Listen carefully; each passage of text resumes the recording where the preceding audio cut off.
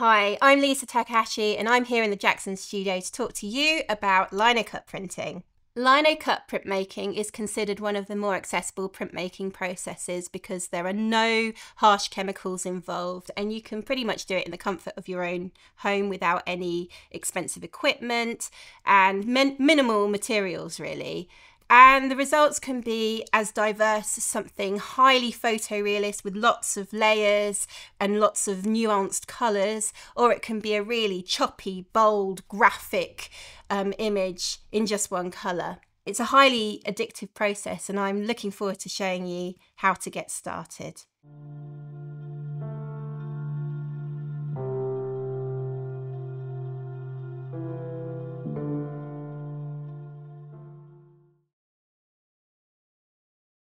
What is linocut printmaking? Well, it involves cutting into a sheet of linoleum. There are various varieties of lino these days, but it's always a smooth surface and you cut into it. And once you've cut your image, you then apply a specially formulated relief printing ink onto it that has just the right amount of tack so that when you put your paper over the top and apply pressure, it will create the image onto the piece of paper. So everything that you cut into it creates white on the image. So this is a simple one colour linocut print and everything that's been cut away creates the image. As you can see, it can be a one colour, but if you want to make a multicoloured image, you could cut the first colour and maybe ink it up in a lighter colour and then clean the block off, cut away further, adding detail, and then inking up in a slightly darker colour. And you can do that as many times as you like. There are reduction prints that have in excess of 20 layers to create a really, really intricate, detailed lino cut. The multi-block linocut process is the process where you cut a separate lino tile for each colour. So if you're working with primary colours, you'd have one for blue, one for red, one for yellow. And so you've got the 3 tiles and you can ink up each tile with its own colour. And then the key is to print each impression perfectly in line with the previous one to create the image. So these tiles were used to create this particular image here. The benefit of working with multi-block linocut is that you can revisit the print whenever you like, so long as the blocks are intact, you can keep printing. Whereas the reduction process, because you're cutting away from the same block, you're limited by the number that you print at every stage. You can't go back. So this one might be a bit more forgiving. Today there's lots of different varieties of lino that you can use to create linocut prints, but it all started in 1860 with a British inventor, Frederick Walton, who wanted to utilise the qualities of hardened linseed oil. So first of all, he thought of it as a varnish, but then he decided to use this durable yet flexible material by blending it with cork dust and coating canvas. And he found that what he made was a durable flooring, and it was taken up by lots of industrial settings. So it was used as flooring for factories and also battleships, where there's lots of high traffic of people walking in and out. And that's why the grey lino that you get in art shops today is often referred to as battleship grey lino. It's not known exactly which was the very first linocut print made following the invention of linoleum, but we know that artists were kind of dabbling with linocut very soon after linoleum was invented. And there are examples of prints that date back to 1890 in MoMA in New York. And we know that there are artists who were designing wallpapers and repeat patterns and using linoleum to print onto paper and fabric and so on. In the 1920s, there were lots of publications coming out about linocut printmaking, and one of the most famous books was by an artist called Claude Flight, who was a British based artist, and he went on to co-run the Grosvenor School, which is now known as the famous place where lots of linocut artists honed their craft. So the Grosvenor School was an art school that had courses in painting, printmaking, drawing, sculpting, and so on, with no fixed curriculum, but it was just a hive of creativity, and artists such as Cyril Power, Sybil Andrews and Lil Shudy all went to the Grosvenor School and produced wonderful linocut prints, which are highly sought after and collected today, on command up to hundreds of thousands of pounds. So in order to get started with linocut printing, I'm going to talk through the basic materials list that you'll need. So first of all, you need some lino. So you can get this battleship grey lino, which is a little bit harder to cut, or you can get something like this soft cut, which is a plastic based, soft, very flexible lino cut material. You can also use Japanese vinyl. There's a variety of different ones, but I do like to point out that the battleship grey and the brown lino are the biodegradable options. So it's made from natural materials. You'll need some tools. And in my opinion, you only really need 3 tools. There are lots of different tools that have very deep gouges. Just remember, the depth of the cut isn't that crucial. So long as you're making an incision, that's enough. So this is the smallest one, the U shape, which is good for outlines. Slightly broader U shape with a broader cut. And then an even broader U shape for an even wider cut. And then the final tool, which I call the clearing tool, which is very shallow, so you can clear large areas of lino with that one. You'll need a roller, 1 roller minimum. My advice would be to get several so that you can have a roller per colour, and then it just saves with having to clean it up all the time. You'll also need a smooth surface on which to roll out your ink. So these plastic plates are really ideal. We've got some water-based ink, which is probably ideal for starting with because it can be washed away with soap and water. There's also water washable oil-based ink, and I'll talk about the differences between those later. A palette knife is useful for just mixing the colours that you want onto the plate. And barren. So these are 2 examples of barrens. We've got a plastic one here and a more traditional Japanese barren. So this tool is actually originally used for mocha hanger, so Japanese woodcut printmaking. And the traditional barren is a disc of wood or card, and on one side of that disc is a coil of string that's been glued to the side of it, and then it's wrapped in a bamboo leaf which is twisted on the back to make a handle. And there's a nice ribbed texture that you can use to make your impressions. So you don't need a printing press, you can just work with one of these. And you need some printmaking paper. So the lighter weight papers are ideal for printing by hand using the barren because you don't need as much pressure. So there's some nice Japanese papers that are really, really thin, but also very tough because they're made using long vegetable fibres, which means that the paper won't rip very easily. So worth investing in.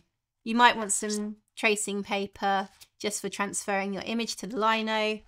It's good to have 2 pencils, a hard pencil, H grade or so, H or 2H, and a softer pencil, 3B or 4B. The hard and the soft are very useful for image transfer, and I'll explain why in a little while. It's also really useful to have some rags or kitchen paper for a number of reasons. For wiping your palette knife between colour mixing and for cleaning your block and any inking up plates. So that's really useful. You can also use kitchen roll, and newspaper is also handy to have. So store up your newspaper because it will come in handy. You could boldly and brazenly just cut straight into the lino itself, but just bear in mind that everything that you cut onto your lino and print will appear back to front to how it appears here. So for a lot of people, myself included, it's quite useful to do a little prep sketch to begin with and draw in a sketchbook or a scrap piece of paper. And it's quite a good idea to work with a bold medium such as a felt tip pen or a fine liner that has no nuance of tone, that the ink is going to be uniform, because that's how the ink is on the block printing medium. So it just means that you're not sort of relying on subtle shading that you might get with a pencil drawing. So you've got a drawing which is rendered in just ink, and I want to get this drawing onto my block and I want it to be flipped over. So what I'm going to use, and this is the simplest method for image transfer in my opinion, and that's using good old tracing paper. So here's a tracing paper, and I'm going to pop it onto my drawing, and I'm going to trace with my soft pencil. So use 3B, 4B, you could go even softer than that if you wanted to, and you're going to trace the outlines of your drawing, and you might want to also indicate some of the cut marks as well. So if I've got some hatching in some areas here, I might put that down. And now I'm going to then flip over the drawing, pop it onto my lino, and just place the tracing where you want the image to be on the block. And you're going to swap over from your soft pencil to your harder pencil. So this is a 2H. And the reason why I'm using a harder pencil now is because this lead you can put more pressure on without it breaking away. I'm going in with slightly more pressure, and if you ever want to lift up the tracing to see how it's going, just make sure you don't move it. So you can peel it up, hold it in one corner, and you can see that the marks are quite clearly transferring onto the block, which is brilliant. So once you've got your image successfully transferred onto your lino block, you will want to get cutting. And so generally speaking, I tend to advise that you go with the smallest tool first and then work your way through the sizes to the largest. And the reason is that when you're working with a small blade, a small U shape or a V shape, you can outline your big shapes, and you can do that with a good degree of care so that you're not going to slip and cut where you don't mean to. Fresh lino is fairly easy to cut into, and older lino tends to be a little bit harder, so it's good to just have a feel for the lino and feel how it is. It softens as it warms, so you could hold it between your hands just to warm it up. Once it's warm enough, you get your lino tool, and you want to be going in at an angle, probably around 45 degree, and you're making a scooping action. So you're making the incision, keeping it at a uniform depth, and then coming back out again at a 45 degree angle just before the line stops. So say for example, I'm cutting this line here, I'm going in at a 45 degree angle to make the incision, I'm moving along the line, and then when it gets to the end, I'm going to come back up just before it comes to the end. So by the time I got to the end of the line, I'm already out of the block. Rather than just move my hand around and let all the steering go on with the cutting hand, I'm actually turning the block so that I'm, generally speaking, trying to keep the cutting tool away from myself, my non-cutting hand. The cutting motion is always going away from me. And if you get into that practice, it might feel a little bit counterintuitive to begin with, but you soon get into the habit of cutting in this way. And if once you do that, you'll never have any need for any plasters, because you will always keep yourself safe. Once you've done your outline, you can then thicken the line that you've cut with the next size tool up, which is this medium U-shape tool. And it's the same thing again. You're using that groove that you've made as a sort of way in for the right hand side of your cutting tool.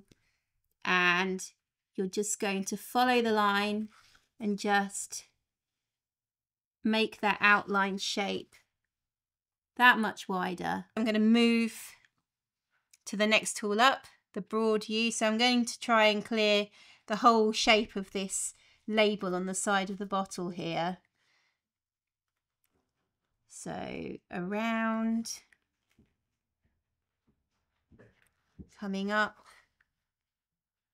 move that bit off and then just follow it round. You'd cut a series of stripes in the area that you're clearing, about the width of your clearing tool, and then those ridges just help to allow your clearing tool to get in between the two and just clear that area. I'll just demonstrate how you can use these various tools for actual mark making rather than just outlining and clearing. So back to the fine U shape, you might use it for hatching or cross hatching. So in this little area here, I'm just cutting diagonally in one direction, and then I'm going to go to the other direction. So I'm going to turn my tile. Remember, I'm always cutting away from myself, and then it might judder a little bit as I cross those cut marks. So you have to be a little bit careful, but this is how you can do cross hatching. You could also just have fun with drawing with the tool, really. So you could do zigzags, or you could do curves, waves, anything, however you want to steer the Linocut tool. And then you could also just sort of make a stippling effect just by just lightly cutting in and lifting very quickly to make these little dashes. The medium size tool, this is a U shape again, so it's got a sort of rounded edge as it comes up, so it's got a sort of worm-like cut mark, I suppose. And of course you can use it to thicken an outline cut, but you can also similarly do some nice dashes, and you can really see the difference in the width between this one and the smaller tool now.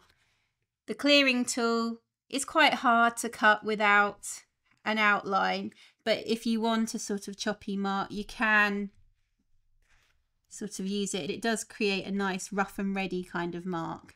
A little top tip that I've discovered: if you want to do polka dots and you want a nice regular circle cut, this is slightly naughty, it's not quite how you use the tools conventionally, but what you can do is get a medium size tool or the broader U shape, stab it in the lino, and then just swing the tool round, and it will just create the perfect, well, maybe not perfect, but close enough to perfection, little hole, and you can just sort of scoop out the inner bit.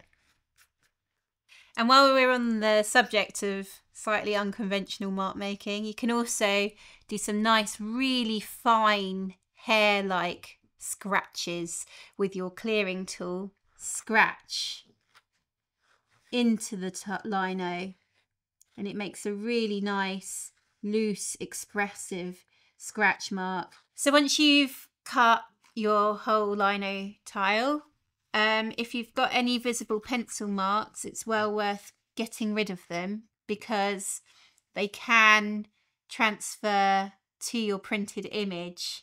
So you can just rub those out with a pencil eraser, or you can use solvent and a rag. So just dampen a bit of rag and use a solvent to just wipe those marks away. If you've got an old paintbrush or an old toothbrush, it's just a really good idea to give the whole block a brush to get rid of any crumbs, because if these crumbs, whether they're rubbings or bits of lino, if they get into the ink when you're printing, what tends to happen is they will appear as the little particle of dust, and then there'll be a halo of white where the ink doesn't get onto the paper, and then a sort of dimple, and it's quite unsightly and it ruins the evenness of the ink. So it's well worth making sure your block is as crumb free as possible.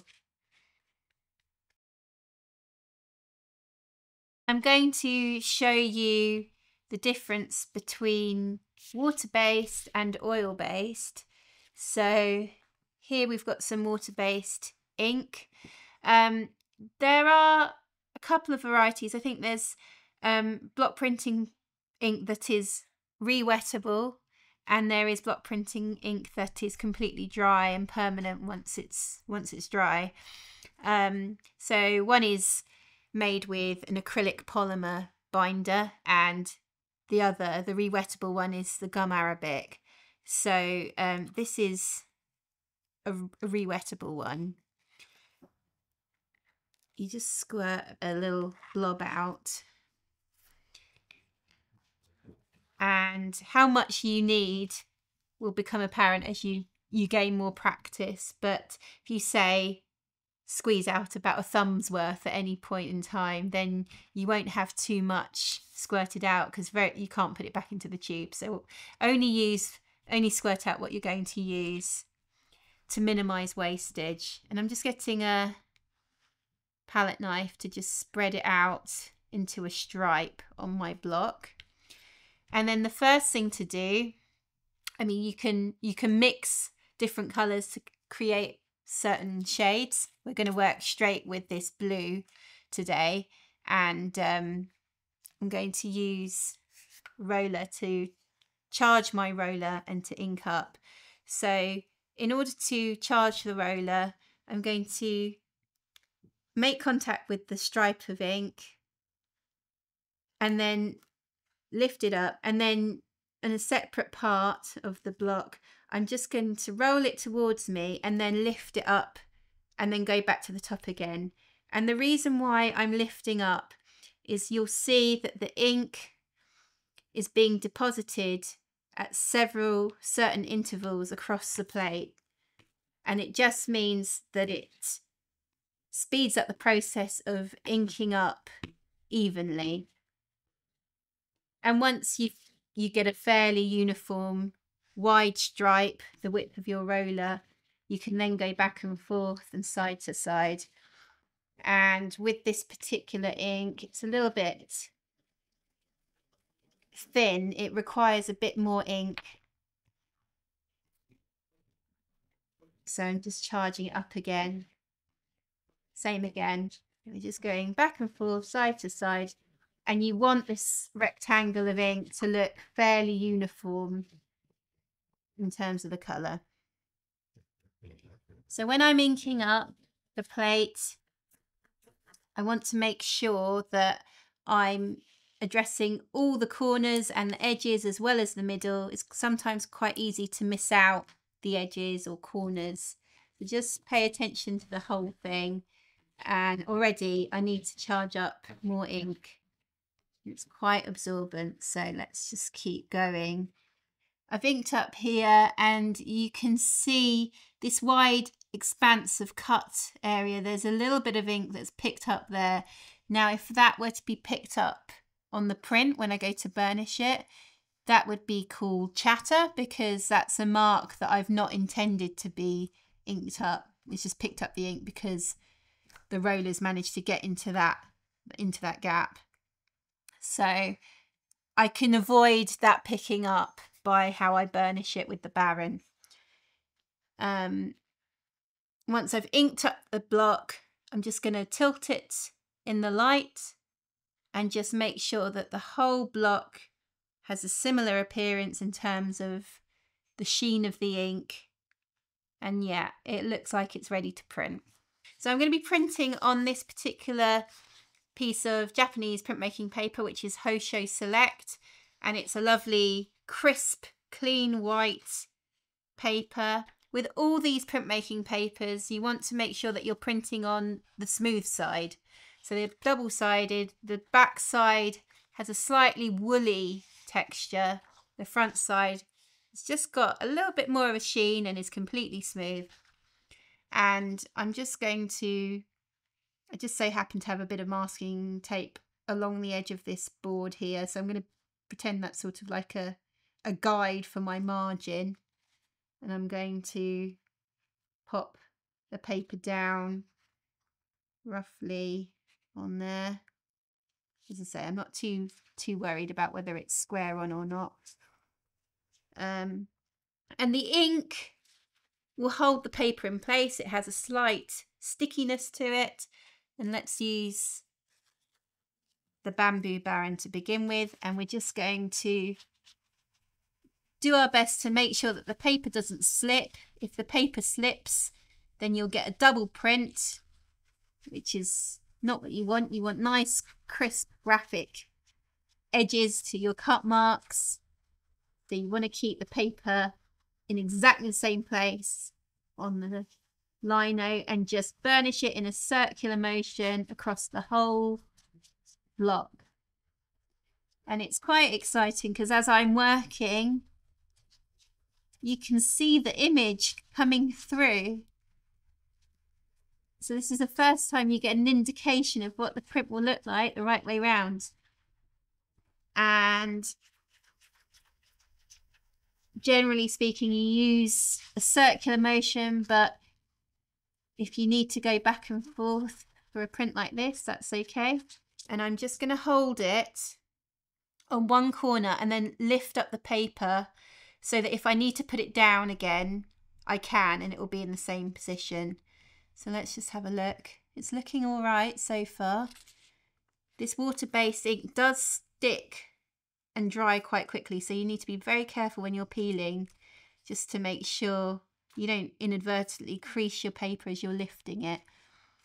There are some slightly patchy areas, few little dimples here and there, which is quite natural for a first print. But I could, if I wanted to, there's a patchy bit here. So what I could do is just grab my roller and just go over that area again. And then put the paper back, because I've held it on one corner, it will go back to exactly the same position, and I can just give it another little burnish with the Baron there. And that's pretty much flooded that shape there. And we just lift it up. And yeah, that's looking all right. Slowly but surely. Scratch marks were a little bit too flooded to come through. There is a little hint of it though. And there you go. That is the finished print in one colour. In terms of aesthetics, the water-based block printing ink tends to have a bit more of a matte sheen to it. So this one's slightly glossy because it's still drying, but here's one, and it's fairly, in terms of the sheen, it's very similar to the actual paper that it's printed on. So it's very sort of satin, I suppose you'd call it. By contrast, this is a print that I made with oil-based inks. So there's a mixture actually here of water washable oil-based ink, which is the blue, and this mustardy colour and the deep red. They're done with oil paint that has been mixed in with a block printing medium, which is a clear liquid that you add to the paint to increase the tack. So you need block printing ink to have a degree of tack, and you can't use straight acrylic paint or straight oil paint for printmaking. You will need to add something to increase the tack of the colour. But if you are already seasoned in acrylic painting or oil painting, there's no reason why you can't use your existing paints with a block printing medium and use the colours that you're used to. So I'm going to show you a technique called a rainbow roll. So we've got, this is a simple way of doing it really. We've got dark blue here. Let's use a nice light blue. I'm just going to squirt another thumbful of the pale blue and just get it across here. And I'm going to use a second roller now just to get that side spread out. That's nice and even. And then I'm going to get the dark blue a little bit closer so that the two colours are side by side. And what I want is I want a nice transition, a little bit psychedelic, I suppose, from dark blue to light blue. So I'm going to get a third roller, I think. And I'm going to roll between the two colours. And I'm going to very slightly go back and from side to side and back and forth, if you know what I mean, simultaneously. And what I'm doing is getting a nice transition from dark to pale blue there. And I get my block and I'm going to ink this up in the middle so that I get that nice transition of colour down the middle. So that's an inked up block with a transition of two colours. And I'm going to grab another piece of paper. We're just proofing, not worrying too much about margins today, or for now. And I'm just going to pop it down. Smooth side down again. Why don't we use a plastic Baron this time? These come in different sizes as well, so you can get large ones if you need to work on a larger scale. Sometimes I'll just use the edge, but you just got to be careful if you use the edge against a cut mark not to really indent the paper. And I'm going to now lift, hold it in one corner and peel again, just making sure the paper doesn't crease. Let's have a look. Okay, so it's a little bit light on this area here. I'm just going to see what else is apparent when I lift up the paper. Okay, I'm going to just go back down and just give it a little bit more of a burnish there.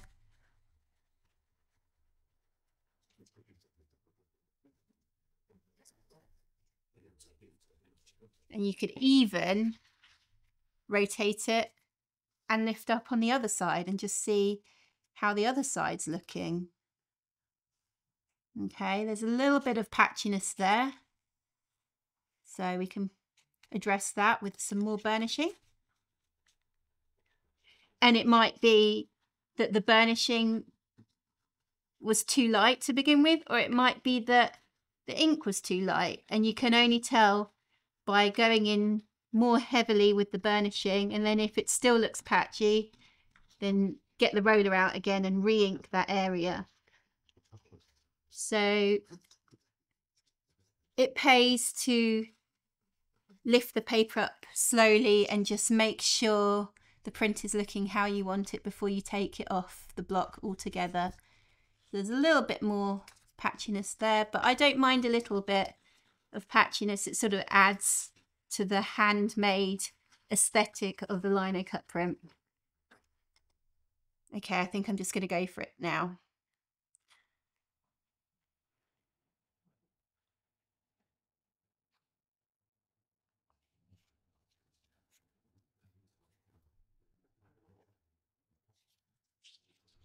So that's the print with the rainbow blend, the transition from dark blue to light blue. A little bit of chatter here, more so than the previous one. But it's just interesting, isn't it? The difference and the impact that different colours have on the same image. You might wonder, why would you ever use oil-based relief ink if water-based offers lovely colours, dries faster and can be cleaned with soap and water? Well, in truth, oil-based tends to offer a greater vibrancy in terms of colour, and it does take longer to dry, but the impact of the colour can be more dramatic on the print. And you can get around needing to use solvents by using water washable alternatives. I just want to show you the difference in quality. So this is water washable blue, a little bit thicker, and I'm going to use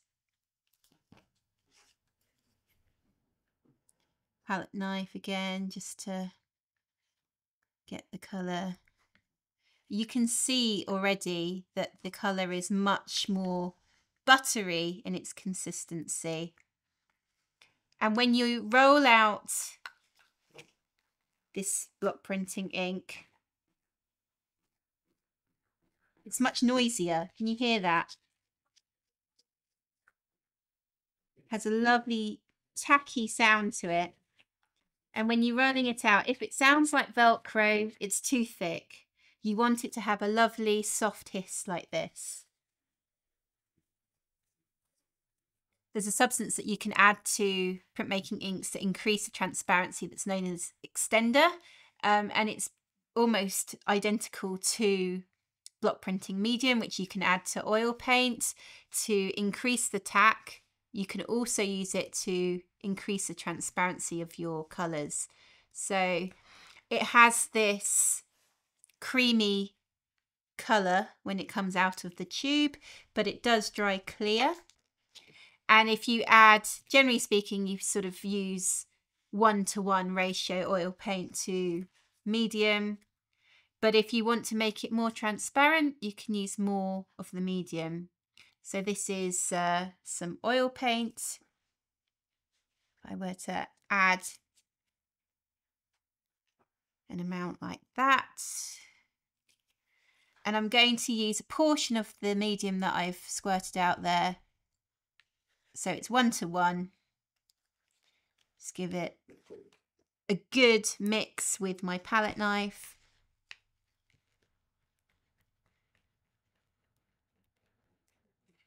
And if you are familiar with the properties of oil paint, you will know it doesn't have that sticky quality that this now has. And that is the medium, giving it some extra tack. So when I go to roll it out,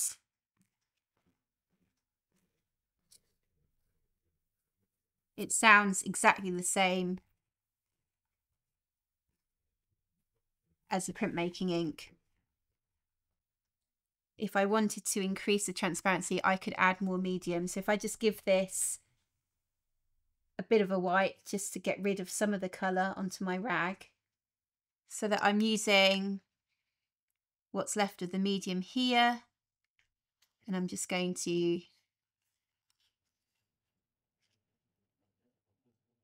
blend it with a small amount of the paint.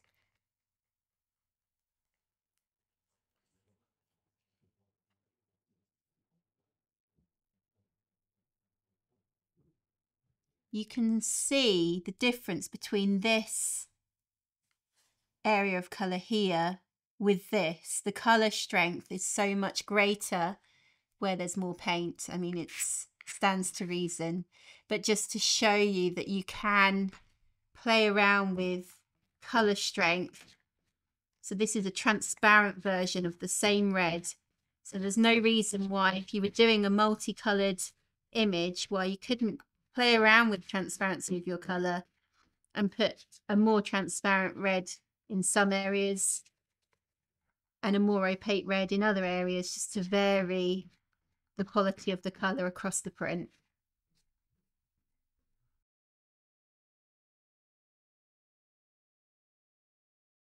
So far we've been printing freehand onto bits of paper, and the margins, although they're not too bad, they're not perfectly even. So let's talk about registration. Registration is the process of placing the block where you want it on your piece of paper, and also if you're going to layer up with different colours, making sure that all the layers are in line with one another.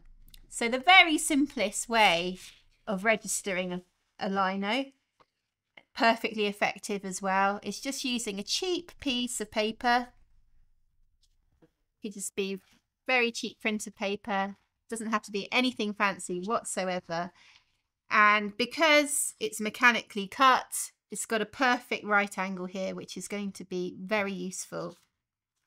So what we're going to do is we're going to grab the lino that we're working with and the paper that we're going to print onto.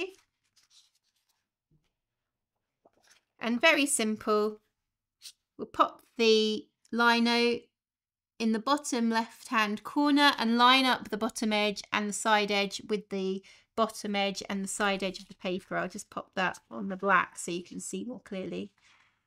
And then we're going to measure the distance between the edge of the lino and the edge of the paper on the other side. So for this one, it's 2.4 centimetres. And we'll measure the top as well, exactly 2 centimetres. And we're going to divide both of those measurements by 2. And then we know that the margin that we want will be half of those measurements in the middle. So it was 2.4 here, so that means it's 1.2 in from the side.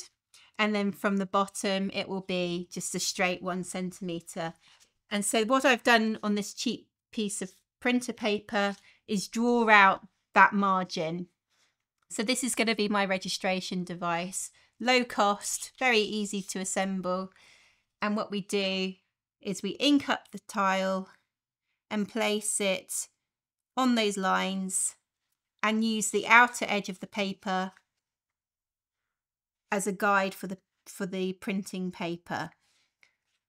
And just a tip for how you place the paper down when you're using a registration device, just have it lifted up on one side and just line it up where you want it on the other side without making contact with the block, so that you're not going to get any smudges or marks. And when you're happy with one side of the edge, because the registration device is a perfect right angle, you can freely drop the paper down and it will all be in line, and you won't get any inky marks where you don't want them to be. Here's one I printed earlier. It's perfectly centered on this sheet of printmaking paper. And what I'm keen to do is to show you the reduction print method in a very simple way. So I'm going to actually, this is exactly the image that is printed from this piece of lino. I'm going to cut into this further to create a second layer to show the reduction print method. I'm just going to cut some central lines for some of these petals. Just going to cut away some of the leaves completely, and you can use a clearing tool. So I'm just going to do this very loosely.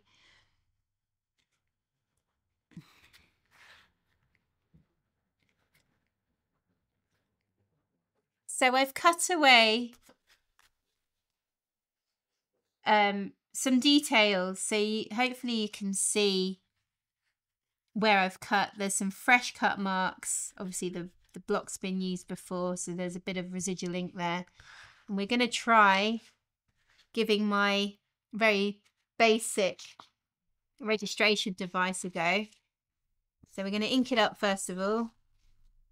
Again, important to make sure there aren't any lino crumbs, so just give it a brush. Yes. And I thought we'd try working with the oil-based ink. Might get a bit of chatter because there's a lot cut away now, so that's quite easy for the roller to go into the recesses of the cut lino. So here we go. Here's our guide, and we're going to put our block on the drawn line, getting it in the right position. And I've used a rag just to wipe away some excess ink. Because this blue ink is very highly pigmented, it will stain the block, but just to touch it and just make sure there isn't some really sort of excessive blobs of ink that might pick up on the printmaking paper will help minimize the chances of chatter. And we're going to get one of our first, just one colour down reduction prints, and we're going to hold it quite high up so that no contact is made between the ink and the printmaking paper at this stage, and just line it up with one edge. And because the printmaking paper is perfectly square and the guide is perfectly square, I can drop it down and it should all line up. So we're going to use the Baron to burnish. Just gonna make a little double check. Yep, it's looking okay. And hopefully you'll start to see a hint of the print coming through to the back side, and we can lift it up. And because I'm printing oil-based onto water-based ink, there is a slight patchiness in appearance in the oil-based layer because of the texture of the water-based. If I'd blotted it with tissue paper between layers, it may be that the ink would have gone down better, but it still gives an idea, and there's a lovely sort of handmade aesthetic about the print. So that looks good. I can have a look on the other side. That's looking all right. I'll just one more little burnish. And I'm just going to lift it off now. Once you've lifted it off, it's very, very difficult to put the paper down in exactly the same place. So make sure you're happy before you lift it off entirely. And there's the print. I'm happy with that. If you don't trust your eye, or the lino block is easily slipping on your paper guide, you might want to create a registration corner that's a little bit more robust. And bits of mount board are a good material to work with. So this particular registration corner that I've made the same measurements. It's for this specific size of printmaking paper and this block. So the margin that I've drawn on here, I've actually got on this corner. So I've cut out a right angle, and that's where I will place my block. And because it's an actual physically cut piece of mount board that is just by chance the same depth as the lino itself, the block sits perfectly within that corner and it's not going to move. If the registration corner on its own still doesn't give you precise enough registration, there's another procedure that you could go through to create really well registered prints, and that involves using these turn Burton pins, and I'm just going to show you how you use them. So you might want to just use the mount board corner that I've just demonstrated, and I've placed it, I've taped it onto the back side of this sketchbook, but you could put it onto a piece of mount board or onto a table if the table's not going to be used for anything else. That's fine. And you could even secure the right hand edge with another piece of card. In the absence of card, I'm just using a folded up bit of paper. Let's just be resourceful. So Just taping that down. So this is going to be a board that you'll need for the duration of your edition. I'm going to attach these pins. So these pins, metal pins, have a little dimpled raised circle on them, and they've also got holes there. So we're going to put them fairly evenly spaced across the top edge of the lino block, and they need to be in a position where if you were to put the paper down in the corner, you can still see the raised dimple. It's not underneath the sheet of paper when it's placed on the block. So I'm just going to use some brown tape to just put them into position. I'm not measuring anything. I'm doing it by freehand. It doesn't have to actually be that accurate because they're going to stay in their fixed position, and that's going to help you get the good registration. The next thing is we're going to prepare the paper. So the paper has to drop. We can take the block out actually. The paper needs to go into the corner where it's going to be when you make your print. And we're going to get these turns button tabs. So the tabs, the circle that's punched into the tab should fit very snugly onto the clip. So you're going to pop those on, make a little clicking sound, and we're going to use some masking tape to just tape the tabs to your paper. And we're going to do this for as many sheets as you want to print. I now have a frame within which my Linocut will fit snugly in, and these pins, every time I want to place this paper, all I need to do is just fit them onto the tabs, drop it down, and it will be in the same position every time. I've inked up my block and I'm just going to slot it into that frame. Just using the Linocut tool to push it into position. And then I've got my first bit of paper with the tabs. So the registration corner for this particular process is now kind of redundant because the pins are going to do all the work for you. So we're going to clip that on. 1, 2, drop it down, get your barren,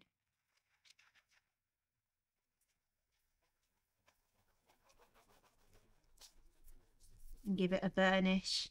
Sometimes I like to just use the back of my fingernails just to give it a bit of a rub as well, just to make sure you make a really good impression.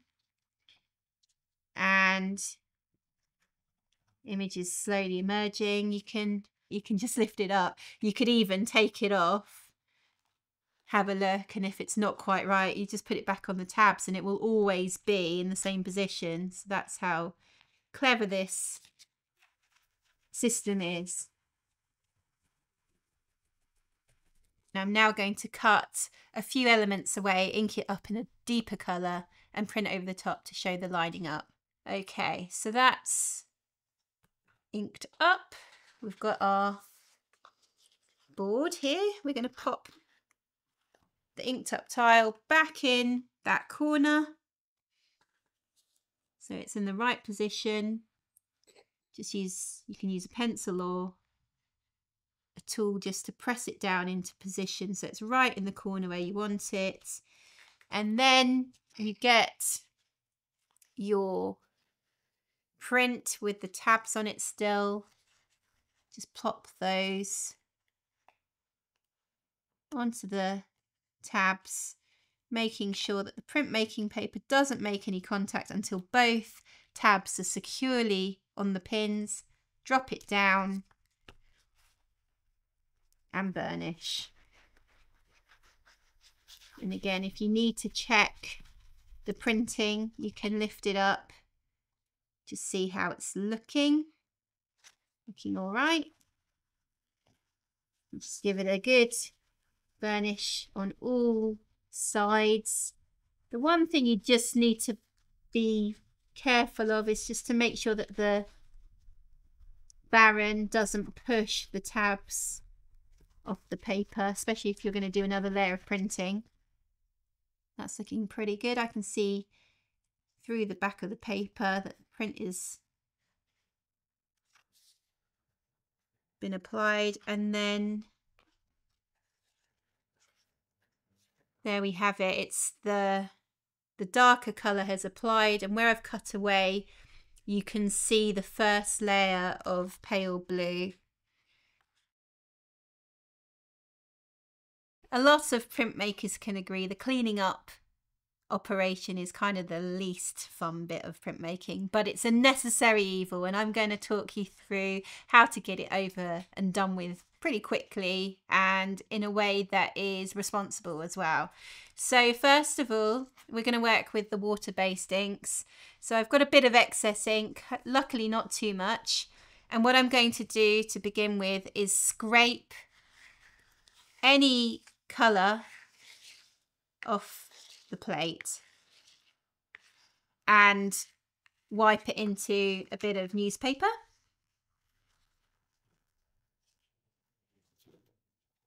And then with your bottle of soapy water, spray the plate. And a little habit that I've got into that fellow printmakers have said they've enjoyed taking on as well is that you use your roller to roll the soapy water around the plate, and by doing this you're working the detergent into the ink on the plate, but you're also loosening the ink on the roller, so you're kind of cleaning both in one foul swoop, so it just saves a bit of time.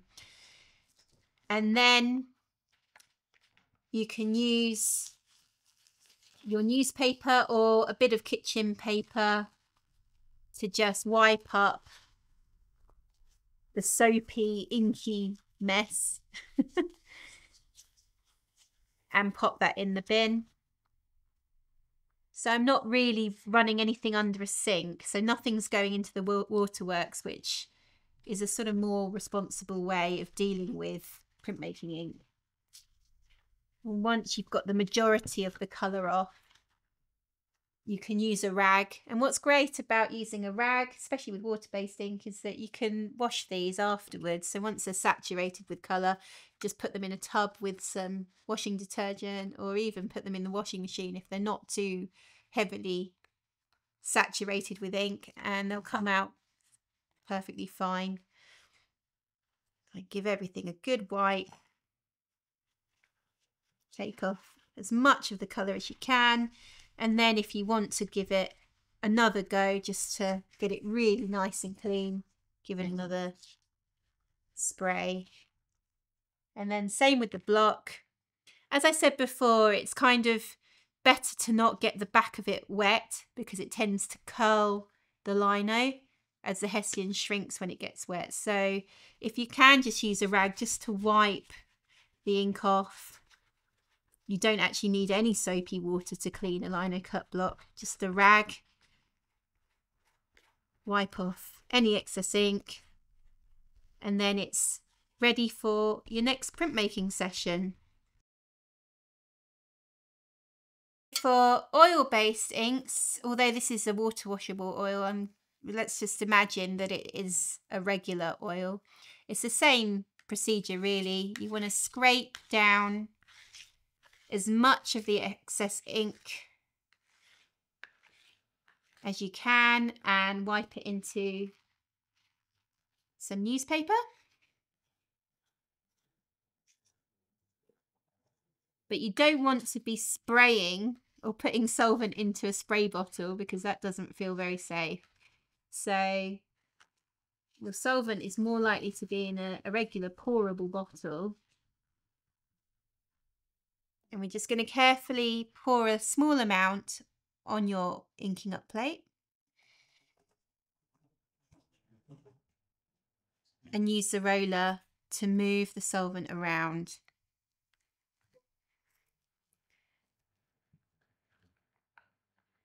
And that just helps loosen the colour on the roller just enough to loosen the ink, and then as soon as you can, wipe it away, and that will just make sure that the rubber doesn't start to disintegrate. Lots of printmakers I know use vegetable oil instead of solvent to clean up, and it's possible to use vegetable oil.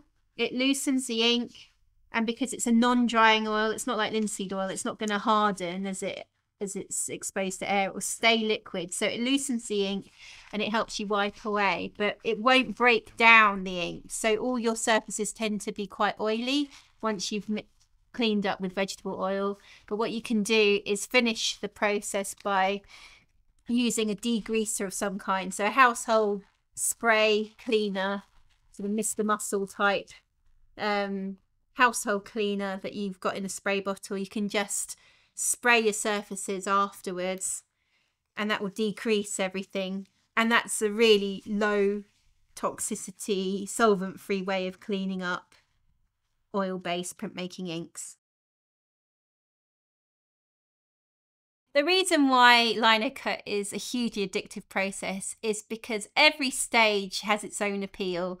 So if you love to draw, you draw to create a design, you can engage with the meditative qualities of cutting the lino and exploring all the different marks that are possible. You can explore colour mixing and seeing what happens when various colours are layered on top of one another. And the endless excitement of revealing a print for the very first time is something that has huge appeal. So give it a go, see what happens, and just see what all the possibilities are available to you with this exciting process.